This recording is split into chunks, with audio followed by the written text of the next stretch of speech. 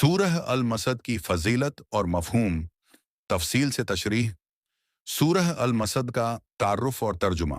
सूरह अल मसद, जिसे सूरह लहब भी कहा जाता है, मक्की सूरह है और इसमें कुल 5 आयात हैं।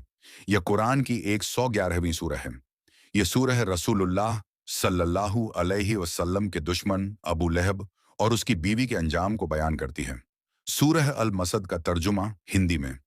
1, टूट जाए अबू लहब के दोनों हाथ और वह खुद हलाक हो जाए। 2, न तो उसका माल उसके कुछ काम आया और न ही उसने जो कुछ कमाया।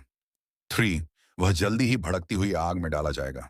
4, और उसकी बीवी भी जो ईंधन ढोती फिरती है। 5, उसकी गर्दन में बंटी हुई रस्सी होगी। सूरह अल मसद का पसे मंजर नाजिल होने की वजह। यह सूरह उस वक्त नाजिल हुई जब रसूलुल्लाह सल्लल्लाहु अलैहि वसल्लम ने सरे आम तौहीद और रिसालत का पैगाम देना शुरू किया।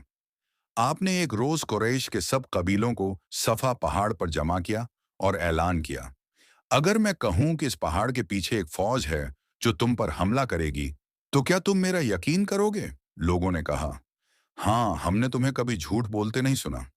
फिर आपने कहा, तो मैं तुम्हें अल्लाह के अजाब से डराता हूं।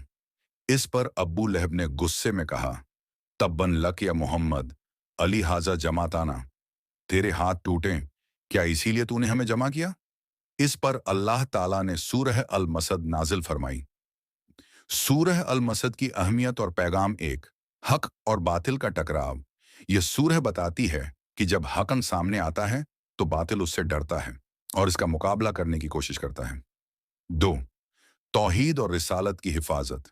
अब्बू लहब रसूलुल्लाह का चाचा था, मगर उसने रिश्ता छोड़कर दीन की मुखालफत की। इस सूरह में बताया गया कि रिश्ता नहीं, ईमान मायने रखता है।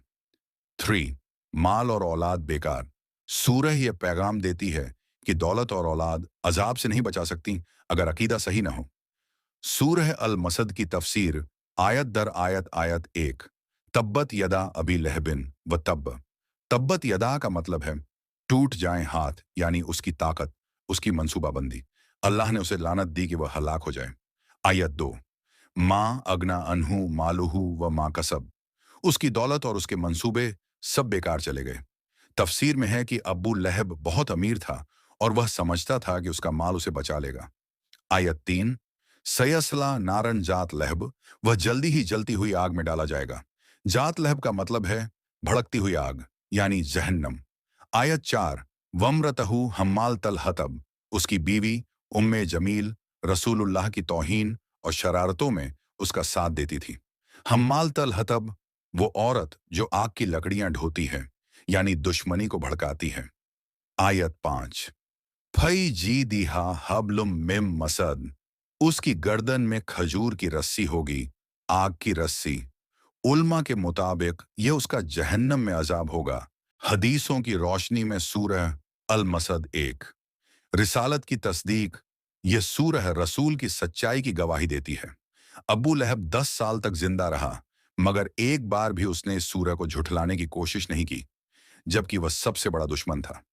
2, दीन में रिश्तेदारी का असर नहीं। रसूलुल्लाह का चाचा होने के बावजूद वह जहन्नम का हकदार हुआ, जिससे साबित होता है कि रिश्तेदारी से कोई फायदा नहीं अगर ईमान न हो। भाग 6, सूरह अल मसद से सीख और सबक। 1, दीन की मुखालफत का अंजाम। जो लोग दीन और तौहीद के खिलाफ काम करते हैं, उनका अंजाम अब्बू लहब जैसा होता है। 2, इल्म और तालीम। इस सूरह से हमें यह भी सीख मिलती है कि बच्चों को शुरू से ही तौहीद, दीन की अहमियत और दुश्मनी के अंजाम की जानकारी दी जाए। 3, अमल की ज़रूरत। सिर्फ मुसलमान पैदा होना काफ़ी नहीं, ईमान और अमल की भी ज़रूरत है। भाग 7, उल्मा की राय और तफसीरें। 1, इमाम फ़खरुद्दीन राजी रहमतुल्लाह अलैह, उन्होंने कहा कि सूरह अल मसद कुरान के अजमत और इल्म गैब की खुली निशानी है। 2, इमाम नववी रहमतुल्लाह अलैह, उन्होंने सूरह अल मसद को अकीदा की ताकत और हक और बातिल की लड़ाई की तालीम करार दिया। भाग 8, सूरह अल मसद का अमली पैगाम। 1, हकन की हिमायत करो, चाहे दुश्मनी कितनी भी हो, हमेशा हका का साथ दो। 2, दीन की तौहीन न बर्दाश्त करो। उम्मे जमील की तरह जो लोग दीन का मजाक उड़ाते हैं, उनका अंजाम भी बुरा होता है। 3. ईमान की हिफाजत करो, दौलत और ताकत के घमंड में दीन को न छोड़ो। खुलासा सूरह अल मसद एक छोटी लेकिन बहुत गहराई वाली सूरह है। ये रसूलुल्लाह के दुश्मन का अंजाम बयान करती है, जो सिर्फ रिश्तेदार नहीं था, बल्कि इस्लाम का खुला मुखालिफ भी था। इस सूरह से हमें ये सीख मिलती है कि रिश्तेदारी नहीं, ईमान और अमल मायने रखता है। दीन का मजाक उड़ाने वालों का अंजाम बहुत बुरा होता है। हक का साथ देने वालों को अल्लाह सरफराज करता है। नाजरीन, रसूल सल्लल्लाहु अलैहि वसल्लम ने फरमाया, इल्म हासिल करना हर मुस्लिम मर्द और औरत पर फर्ज है।